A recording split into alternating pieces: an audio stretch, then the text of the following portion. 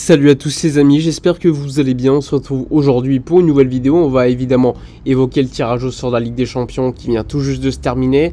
Tirage au sort de Ligue des Champions, nouveau format, puisqu'il s'agit d'une seule ligue de 36 équipes, avec notamment les 8 premiers qui se qualifient directement pour les huitièmes de finale.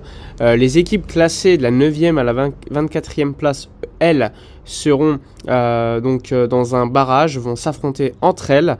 Les équipes de la 9e à la 16e recevront au retour lors de ce fameux barrage pour se qualifier en 8e. Et les équipes de la 17e à la 24e place, elles, vont recevoir à l'aller. Les équipes qui termineraient 25 à la 36e place seraient tout simplement éliminées. Il n'y a pas d'équipe qui serait renversée en Europa League comme c'était le cas par le passé. Donc chaque équipe va affronter deux équipes de chaque pot. Donc le Barça qui fait partie du pot numéro 1, on le savait avant le tirage, allait affronter deux équipes du pot 1, deux équipes du pot 2, deux équipes du pot 3 et deux équipes du pot 4, sachant que ces équipes-là s'affrontent qu'une fois. Et c'est l'ordinateur via le tirage au sort qui allait décider donc de l'équipe qui va jouer à domicile et à l'extérieur lors de ces matchs, sachant que chaque équipe va jouer 4 matchs à domicile et 4 matchs à l'extérieur.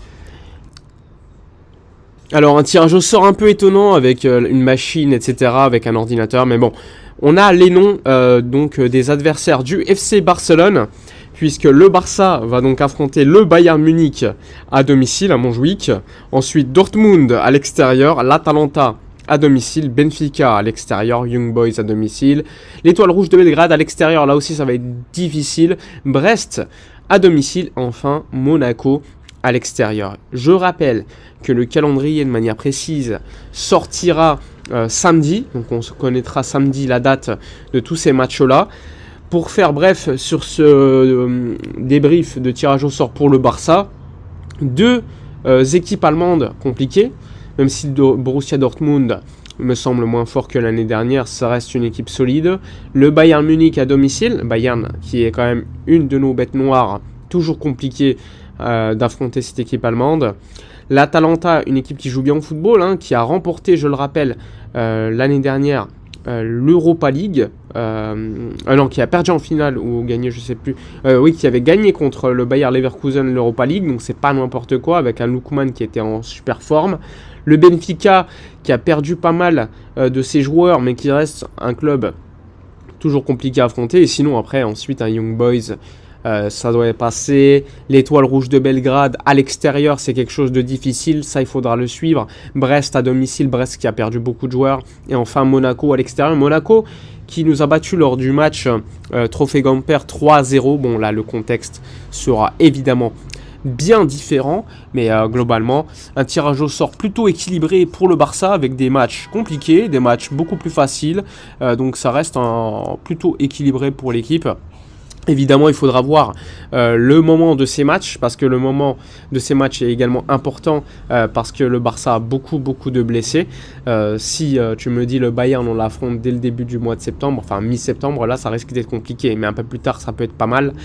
Sinon globalement, normalement tu gagnes 3-4 matchs, tu es qualifié. Je le rappelle, les 8 premiers sont qualifiés directement, et ensuite de la 9e à la 24e place, tu es qualifié pour un barrage. Et si tu gagnes ton barrage, tu es qualifié pour les 8e de finale. Donc, pour faire simple, il ne faut pas être de la 25e à la 36e place. Et pour cela, je pense que si tu gagnes deux matchs, ça doit passer. Et ensuite, il faut être le plus haut possible pour éviter soit le barrage, et si tu joues le barrage, eh bien, au moins pouvoir recevoir à domicile lors du match retour. Et pour cela, il faut être entre 9e et 16e. Donc voilà pour les questions techniques. Un Barça qui a terminé d'ailleurs son mercato ce soir. Pas beaucoup d'arrivées. Globalement, Pau Victor et Dani Olmo. Et en termes de départ, il y en a eu pas mal. Un effectif qui s'est, on va dire, qui a perdu en qualité, notamment avec le départ de Gundogan et les départs de prêt. Dani Olmo va probablement apporter, mais je pense que notre mercato malheureusement va se résumer au retour de blessure de Frenkie de Jong dans 2-3 semaines, d'Ansu Fati, de Gavi dans 2-3 mois, et ensuite de Christensen, Araujo, etc.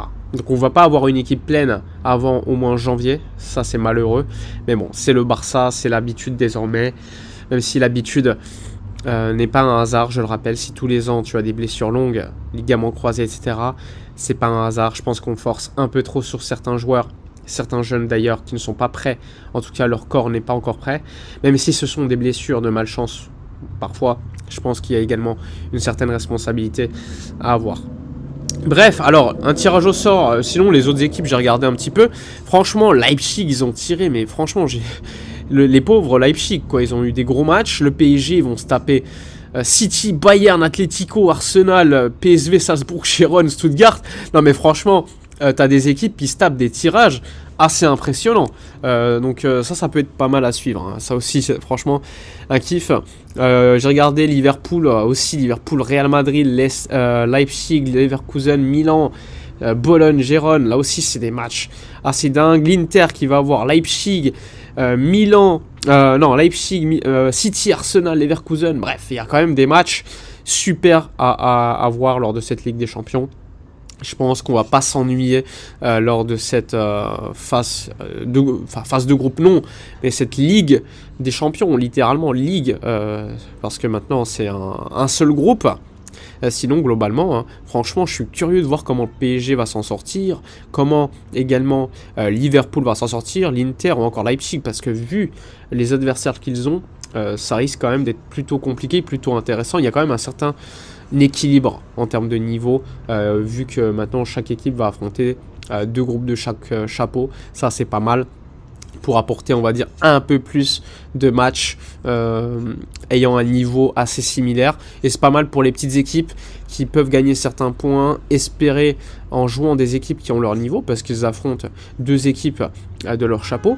Et bien ça leur permet éventuellement de pouvoir gagner des points et donc éventuellement évidemment pouvoir se qualifier pour les barrages et pourquoi pas les huitièmes de finale. Donc ça aussi c'est un truc intéressant qui a été mis en place via ce nouveau format de la Ligue des Champions. Maintenant l'application, on verra si c'est plutôt pas mal ou plutôt à améliorer.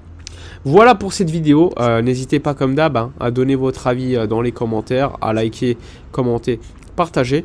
Moi je vous dis à la prochaine et d'ici là comme d'habitude, portez-vous bien.